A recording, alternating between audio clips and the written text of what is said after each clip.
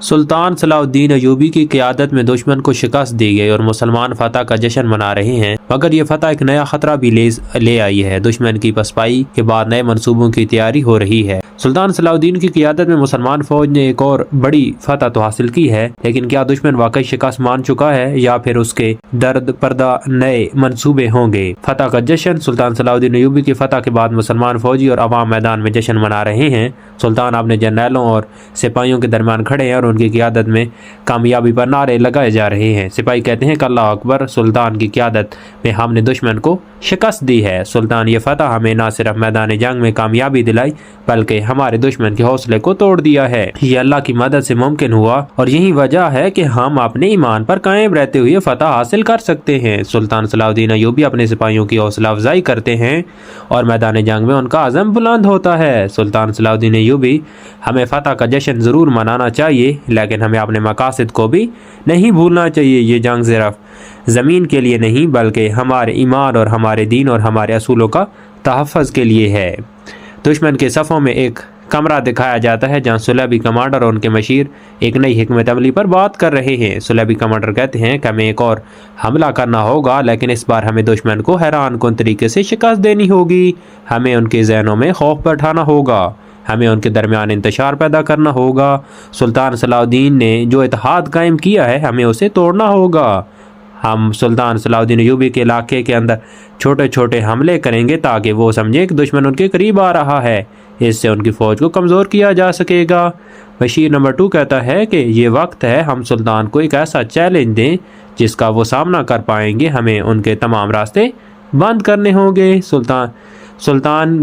سلطان صلاح الدین ایوبی کی تیاری۔ سلطان صلاح الدین ایوبی اپنے جرنیلوں کے ساتھ دشمن کے چالاکیوں کو جانچتے ہیں اور ان کے چہروں پر فکر مندی نظر آتی ہے، لیکن وہ ہمیشہ کی طرح پرعزم ہیں۔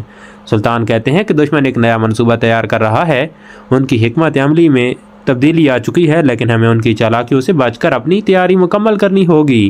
مشیر کہتا ہے کہ ہمیں دشمن کی کارروائیوں پر مسلسل نظر رکھنی ہوگی، ہم ان کے جال میں نہیں پھنسیں گے۔ سلطان کہتے ہیں کہ یاد رکھو، جنگ صرف میدان جنگ میں نہیں ہوتی بلکہ ذہنوں میں بھی ہوتی ہے، ہمیں دشمن کی تمام ہتھ کنڈوں کا مقابلہ کرنا ہوگا۔ دشمن کی افواج کے علاقے مختلف حصوں میں چھوٹے چھوٹے حملے کر رہی ہے، مسلمانوں کی فوج تبذب کا شکار ہے، لیکن سلطان کی حکمت عملی انہیں ترتیب دیتی ہے۔ سلطان کہتے ہیں کہ ہمیں ہر چھوٹے علاقے میں حملہ کرنا ہوگا تاکہ سلطان کو اپنے فوجیوں کو تقسیم کرنے پر مجبور کر سکیں۔ یہ دشمن کا چالاک منصوبہ ہے، لیکن ہمیں اپنی فوج کو تقسیم نہیں ہونے دینا، ہمیں ان تمام علاقوں میں اپنی طاقت کو مرکوز کرنا ہوگا۔ مشیر کہتا ہے کہ سلطان، دشمن ہمارے علاقے میں چھوٹے چھوٹے حملے کر رہا ہے، لیکن ہمیں ان کے حملوں کا فوری جواب دینا ہوگا۔ سلطان کہتے ہیں کہ ہمیں انہیں بھرپور جواب دیں گے، لیکن ہم اس حکمت کو مد نظر رکھنا ہوگا اور ہم اپنے دشمن کو اپنے علاقے میں گھیر کر ان کی طاقت ختم کر دیں گے۔ فیصلہ کن جنگ ہوتی ہے۔ سلطان صلاح الدین ایوبی کی فوج میدان جنگ میں دشمن کا مقابلہ کر رہی ہے، دونوں فوجوں کے درمیان شدید لڑائی ہو رہی ہے۔ سلطان کی قیادت میں مسلمان فوج بہادری سے لڑ رہی ہے۔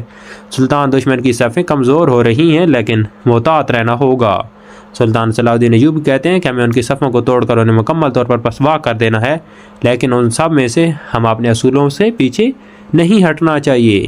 مشیر کہتا ہے کہ دشمن ہماری فوج کو کمزور کرنے کی کوشش کر رہا ہے، لیکن ہماری ترتیب اور حکمت عملی انہیں اس جنگ میں نہیں جیتنے دے گی۔ سلطان مزید کہتے ہیں کہ یہ جنگ ہم نے ایمان اور حکمت سے جیتی ہے اور یہ ہمارے اصولوں کا حصہ ہے، ہم دشمن کو ہر حالت میں اخلاقی طور پر شکست دیں گے۔